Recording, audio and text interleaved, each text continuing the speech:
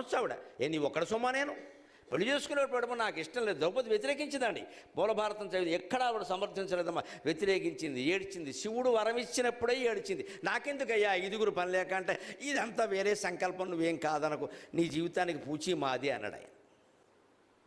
దేవుడి దగ్గర ఏడిచింది ఆవిడ. పెళ్ళప్పుడు తండ్రి దగ్గర కూడా ఏడిచిందండి. మూలభారతంలో ఉంది, అమ్మ నేను విన్నాను, చెప్పారు, వ్యాసుడు పూర్వం ఉండే 5గురు ఇంద్రుల పేర్లు చెప్పుకున్నవే వాళ్ళందరినీ నాకు చూపించాడమ్మా, నేను చూశాను, అది కల కాదమ్మా, నిజమే, ఆయన శక్తి చేత దివ్య దృష్టితో చూపించాడు. అటువంటి మహర్షి అంత చెప్పాక కాదంటామా, ఇది మంచికి వచ్చిందో చెడ్డకు వచ్చిందో నువ్వు నేను అనుభవించక తప్పదమ్మా, ఒప్పుకుందాం, ఎందుకంటే వ్యాసుడు కృష్ణ భగవానుడు చెబుతున్నాడంటే సరే తండ్రి అంది ఆవిడ. తప్పనిసరి ఒప్పుకున్న విషయం తప్పితే ఆవిడ ఏదో వేరే కాంక్షలు ఉండి ఒప్పుకోలేదండి. ఆవిడని ఒక్క మాట అనడానికి వీల్లేదండి.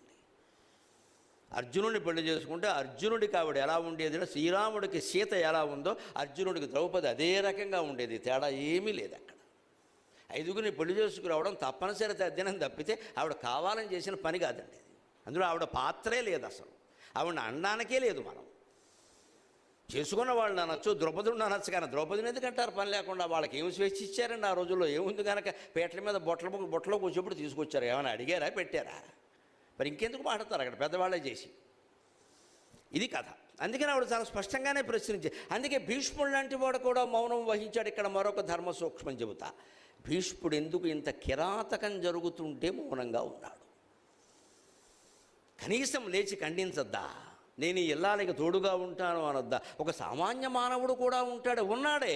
దుర్యోధనుడు తమ్ముళ్లలో ఒకడైన వికర్ణుడు లేచి మీరంతా నిద్రపోతున్నారా, ఆడదానికి ఇంత అన్యాయం జరుగుతుందా అని అడిగాడంటే వాడు దుర్యోధనుడు తమ్ముడు. కౌరవులందరూ దుర్మార్గులు అనుకోకుండా దయచేసి దుర్యోధనుడే పెద్ద దుర్మార్గుడు. కొంచెం వాడికి సాయం దుశ్శాసనుడు తప్పితే 98 మంది మంచివాళ్ళేనమ్మ, వాడు దుర్మార్గులు కాదు. భారతం చదవక మాట్లాడుతున్న విషయం. వాడు ఉరికి అన్నగారిని అనుసరించారంతే, వాళ్ళు ఏం దుర్మార్గులు కాదు వాళ్ళు. అందులో వికర్ణుడు, పైగా ఎవరో ఈయన వేరే వాళ్ళకి ఎవరు పుట్టినవాడు కాదు. పొరపాటును కొందరు అనుకుంటారు వికర్ణుడు పేరు చూసి కర్ణుడు కొడుకు అంటారు, కాదు. దుర్యోధనుడికి స్వయంగా తమ్ముడు, గాంధారి కడుపున పుట్టిన 100 మందిలో ఒకడు.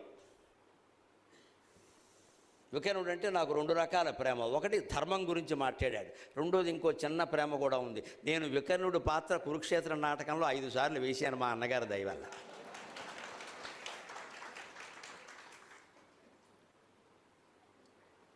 ఆ అన్నగారు ఈ అన్నగారు కాదు, విజయవాడలో ఉంటారు, వారికి నాటకాలు బాగా అలవాటు. శ్రీకృష్ణుడు పాత్ర 400 సార్లు వేసాడు ఆయన. ఆయన అప్పుడు ఆ నాటకాలకి నన్ను తీసుకెళ్ళి, ఒరే నీకేవో పద్యాలు వచ్చు కదా పాడమంటే, నేను వికర్ణుడు పాత్ర అయితే వేస్తానన్న. ఈ జీవుడికి ఆ వయస్సు నుంచి ధర్మం ధర్మం ధర్మం పట్ల దృష్టి, నేను ఆ పాత్ర వేస్తాను. ఏమిటో ఆ ధర్మం మనస్సుకు పట్టేసి నేను ఆ పాత్ర వేస్తాను, నేను ఆ పాత్ర వేస్తాను. ఈ గుడ్డి పాత్ర, ధృతరాష్ట్రుడి పాత్ర నేవేనాను. అదే వేయమన్నాడు.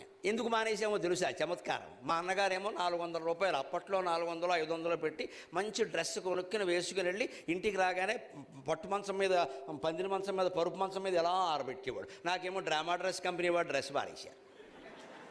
అది వేసుకోగానే నల్లులు కుడుతుంటే సస్తానా, ఎన్నిసార్లు వేస్తాను ఇక్కడ. ఎంత ధర్మం మీద ప్రీతి ఉంటే మాత్రం ఆ నల్లుల బాధ పడలేక డ్రామాలు మానేశాను. మంచిది, వికర్ణుడు పాత్ర నాకు మనస్సులో ఉండిపోతుంది. ఇప్పుడు మనం 5 సార్లు వేసాం. అభిజాతత్వము కల్గుచాన్ అనేవాళ్ళం, అని ఆ పద్యం అందుకునేవాళ్ళం. అటువంటి దృష్టి వికర్ణుడికి ఉందే, భీష్ముడికి ఎందుకు లేదండి? ఎప్పుడు ధర్మం మనిషిని ఎంత సంక్లిష్ట స్థితిలోకి నెడుతుంది. మనస్సు బుద్ధిగా మారేటప్పుడు, నిశ్చయాత్మకమైన ఆలోచన చేసేటప్పుడు ఎక్కడ పొరపాటు పడతాడు మనిషి అంటే, భీష్ముడు ఒక ఆలోచన చేశాడు. ఆవిడ్ని ఇక్కడికి ప్యాకెట్లో పెట్టకపోతే వేరే విషయం, సభలోకి తీసుకురాకపోతే వేరే విషయం. నేను కొయ్యబారిపోయినట్టు చూస్తుంటేనే సభలోకి తీసుకొచ్చారు, వస్త్రాపహరణం కూడా జరుగుతోంది. ఈ స్థితిలో మనం